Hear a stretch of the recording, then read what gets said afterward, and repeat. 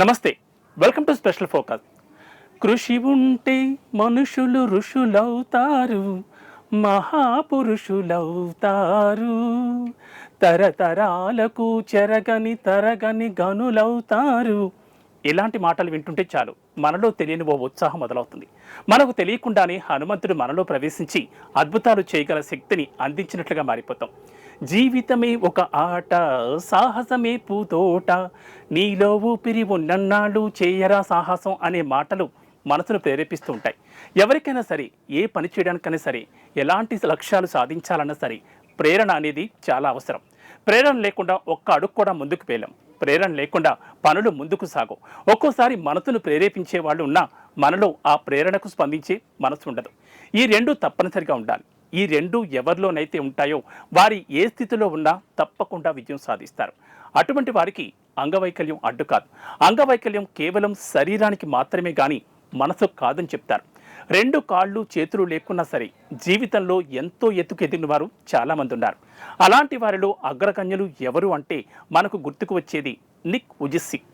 ఆస్ట్రేలియాలో జన్మించిన Nick వుజిసిక్ tetra Amelia అనే వ్యాధితో బాధపడుతున్నారు. ఈ వ్యాధి కారణంగా పుట్టుకతోనే కాళ్ళు చేతులు లేకుండా జన్మించాడు.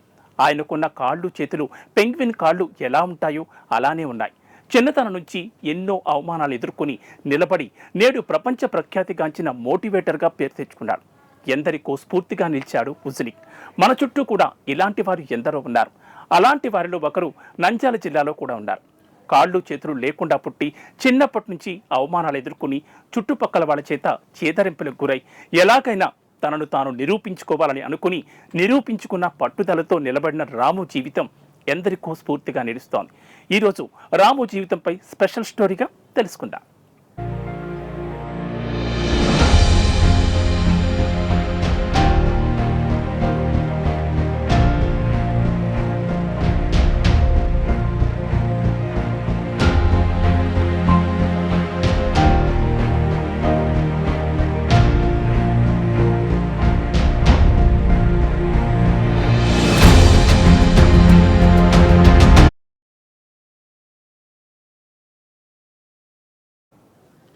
సంకల్పం ముందు ఎంతటి అంగవైకల్యమైనా చిన్నది. అంగవైకల్యాన్ని ఎదురొడ్డి నిలబడటం చెప్పినంత ఈజీ కాదన్నది వాస్తవం. మనం ఒక్కరోజు కష్టాలు వస్తేనే వామ్మో వాయో ఇదెక్కడి కష్టాలు దేవుడా కాపాడు తండ్రి అని ఆ స్వామిని వేడుకుంటాం. కష్టాలు తీర్చాలని మొక్కుకుంటాం.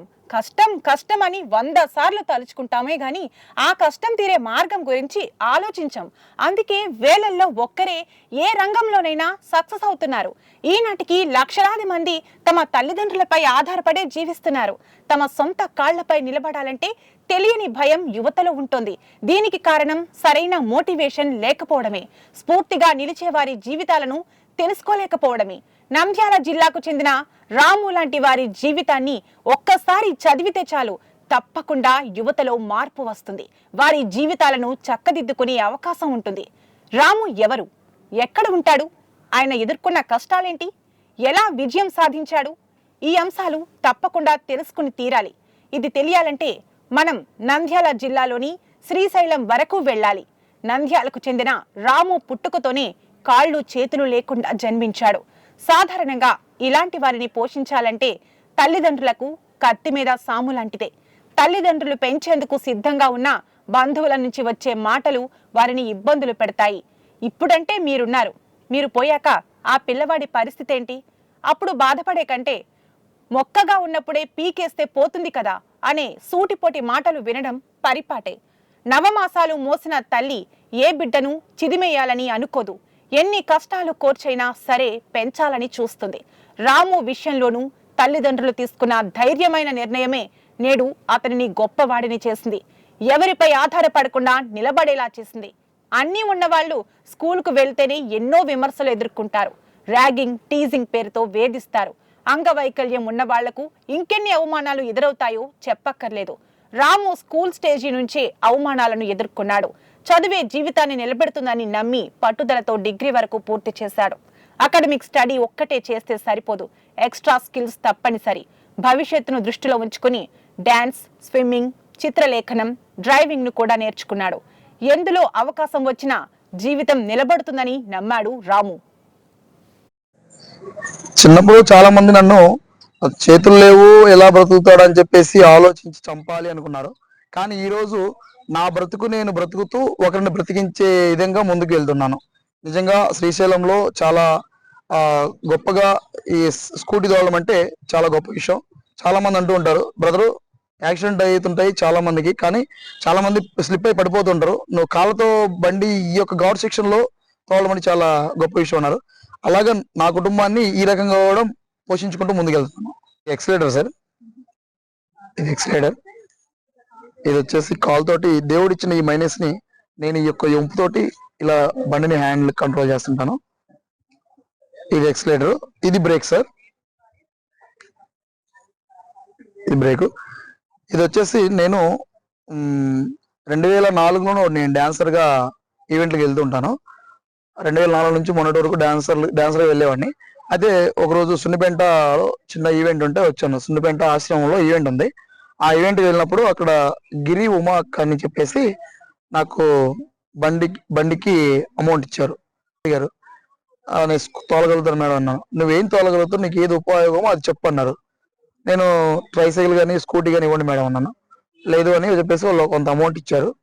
ఆ అమౌంట్ తోటి నేను స్కూటీ తీసుకొని దీన్ని ఎలాగ నేను డ్రైవ్ చేయగలను అనే ఆలోచనతోటి నేను స్వతహాగా ఒంగోలులోని నవభారత్ థియేటర్ దగ్గర ఒక మెకానిక్ షాప్ దగ్గర వెళ్ళి నేను దగ్గర ఉండి నాకు ఇలా కావాలి అనగానే ఆ మేస్త్రి నాకు చేసిచ్చారు.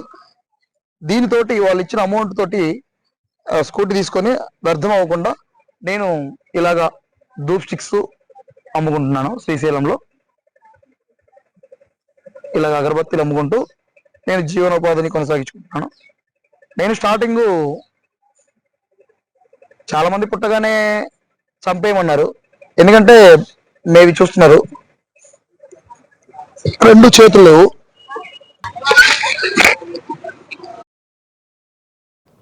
సాధారణంగా అంగవైకల్యంతో బాధపడే వారికి ప్రభుత్వం నుంచి ఏదో ఒక రూపంలో సహాయం లభిస్తుంది. కానీ ప్రభుత్వం నుంచి వచ్చే సహాయాన్ని స్వీకరించకుండా తనకు దాతలు ఇచ్చిన స్కూటీని ఆసరాగా చేసుకున్నాడు. శ్రీశైలంలో దేవుని సేవలో ఉండాలని నిర్ణయించుకున్నాడు. సున్నిపెంటలో ఉంటున్న రాము ప్రతిరోజు స్కూటీలో శ్రీశైలం వెళ్లి అక్కడ ఏర్పాటు చేసుకున్న పూజా సామాగ్రి షాపును నిర్వహించుకుంటున్నాడు. షాపు ఏర్పాటు చేసుకున్నాను కదా, లాభాలకు అమ్ముకోవాలి అనే ఆలోచన లేకుండా స్వామివారికి సేవ చేయాలనే ఉద్దేశంతో మిగతా షాపులతో పోలిస్తే తక్కువ ధరకే పూజా సామాగ్రిని భక్తులకు అందిస్తున్నాడు. భగవంతుని సేవకు డబ్బులు ఆశించకూడదని అంటాడు రాము. సున్నిపెంట నుంచి 10 కిలోమీటర్ల దూరంలో ఉన్న శ్రీశైలానికి ఘాట్ రోడ్లో ప్రయాణం చేయడానికి మెరికలు తిరిగిన డ్రైవర్లే బాబోయ్ అనేస్తారు. 2 చేతులు లేవు, చేతులు లేకపోయినా కాళ్ళు లేకపోయినా కష్టంగా బ్రతుకే కష్టమవుతుందని చెప్పి చాలా మంది పెద్దలు చాలా మంది ఉండి ఇబ్బంది ఫీల్ అవుతారని చెప్పి చంపేయమన్నారు. ఈరోజు దేవుడే గర్వించేదగ్గ విధంగా నేను శ్రీశైలంలో ఈ ఘాట్ సెక్షన్ లో ఈ స్కూటీ తీసుకొని ఈ స్కూటీని ఎలాగ నేను డ్రైవ్ చేయగలనని ఆలోచించి దాన్ని నాకు తగినట్టుగా మోడలింగ్ చేయించుకొని కాళ్ళతో డ్రైవింగ్ అంటే ఈ ఘాట్ సెక్షన్ లో కాళ్ళు చేతులు ఉన్న వ్యక్తులే చాలా వరకు పడిపోతూ ఉంటారు. కానీ దీన్ని నేను ఇలా తయారు చేసుకొని మోడలింగ్ మొత్తం కూడా ఇలాగ వ్యాపారం చేస్తున్నాను. చాలా మంది కూడా అన్నారు, దేవుడికే నీవు ఎదురు సవాలు ఎదురుతున్నావు తమ్ముడు. ఎందుకంటే 2 చేతులు కాళ్ళు ఉండి కూడా చాలా మంది ఈ శ్రీశైలంలో అడుక్కుంటూ ఉన్నారు.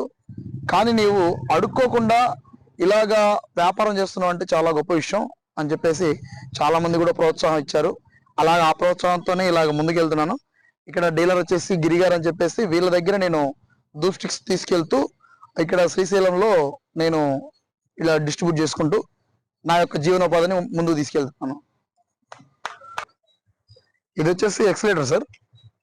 ఈ చిన్న కాలు వంపు ఉంది కదా, ఈ వంపుని ఎక్సలేటర్ గా పెట్టుకొని ఇక్కడ నుంచి ఎక్సలేటర్ ఈ దేవుడిచ్చిన ఈ మైనస్ ఇలాగా కాలు దీంట్లో ఉంది కదా, ఇలాగ నేను మోడలింగ్ చేసుకొని ఈ యొక్క పాదాన్ని దీంట్లో ఇలాగ పెట్టేసి ఇలా హ్యాండిల్ కంట్రోల్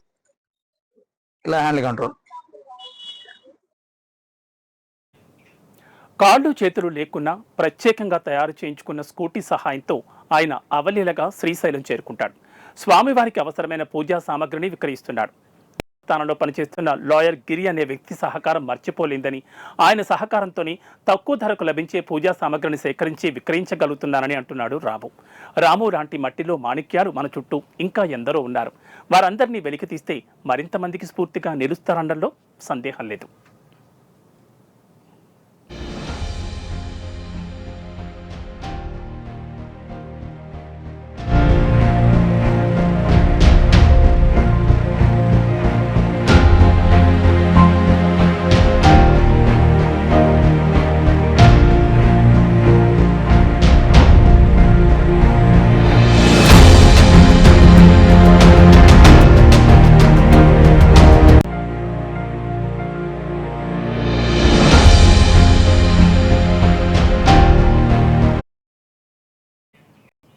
కాళ్ళు చేతులు లేకపోయినా తన కాళ్ళ మీద తాను నిలబడుతున్న రాముకి నిజంగా హ్యాట్స్ ఆఫ్ చెప్పాల్సిందే. ఇది ఇవాళ స్పెషల్ ఫోకస్. మరో అంశంతో మళ్ళీ కలుద్దాం. నమస్తే.